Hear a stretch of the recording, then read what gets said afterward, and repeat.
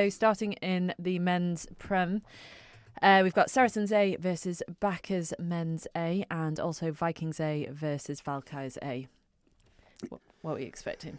Backers A to beat Saracens A, although Saracens A have proven to be a bogey side for a number of teams this season, especially Vikings A, pulling a point out of Vikings A this season.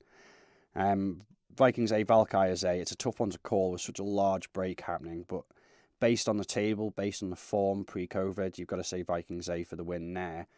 That should take the league into a final weekend with a head-to-head with Vikings A and Backers A at the top of the table. Winner takes all for the championship. That being said, Vikings A have not been good enough in front of goal this season.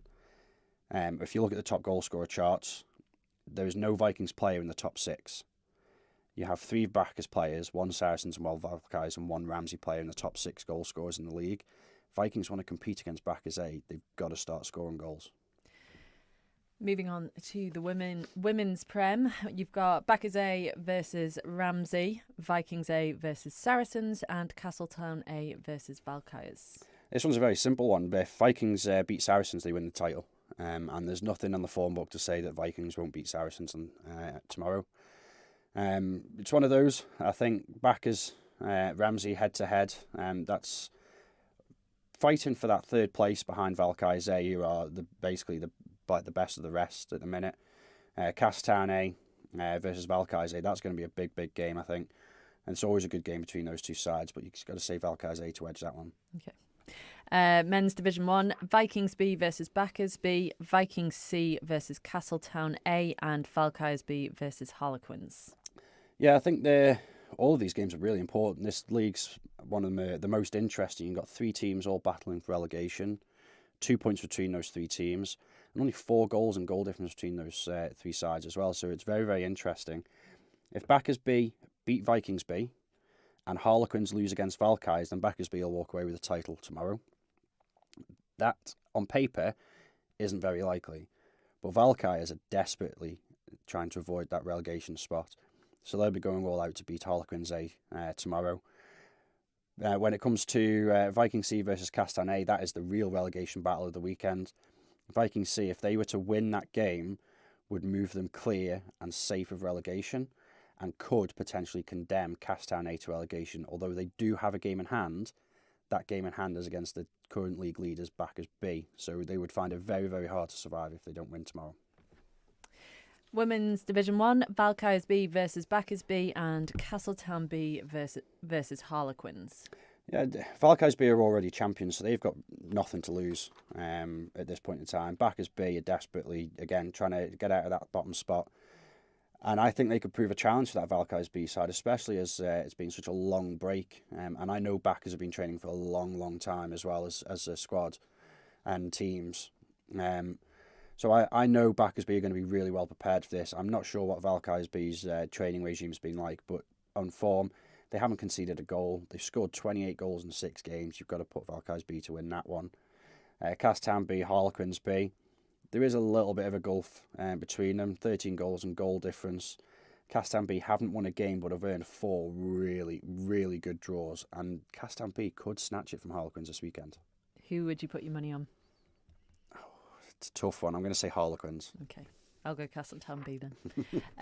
Men's Division 2, Saracens B versus Backers Colts, Valkyries C versus Backers C, and Ramsey versus Castletown B.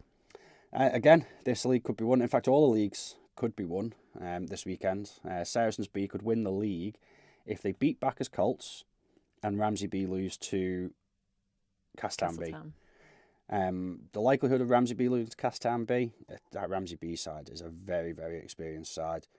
Dan Stevenson, who was awarded the man of the match in the Isle of Man Vets trip last weekend, he plays in that side and he's a very, very good striker. As you can see, 28 goals scored, second best in league, or the third at the minute in terms of placement.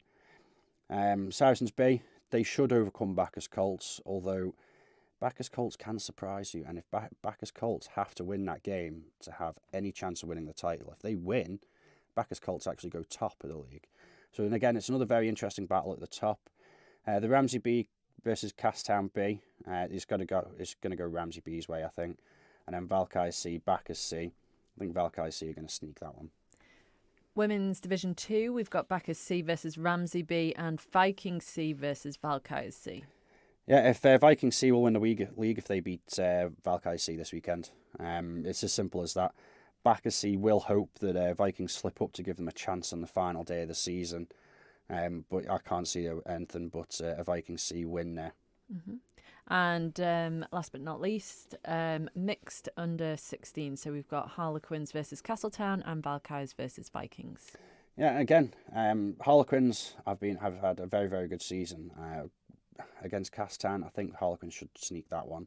And then Valkyries versus Vikings, I think it's going to be a very, very close battle. And I'm going to sit on the fence and say I just don't know which way on that one's going to go. Oh, you can't do that. It'll go to a team beginning with V. Nice, yeah. Okie dokie. And just finally, you mentioned it's been a long break. You know, it's been a long break for other sports who have started back before hockey.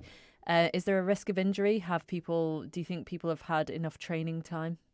I think the whole reason we decided not to continue with the league as soon as lockdown ended was purely for that reason, was to give people a chance to have training, to get used to being on the pitch again, getting used to holding a stick in their hand again. So yeah, it was a very wise choice to make it just to latch it on the start of this season. You know, it's taken a lot of effort from the fixtures secretary Paul Gould and Ross Stevens, who's taken over from Paul this year. The MHA themselves getting a consensus across all the squad, all the teams as well, in unprecedented times.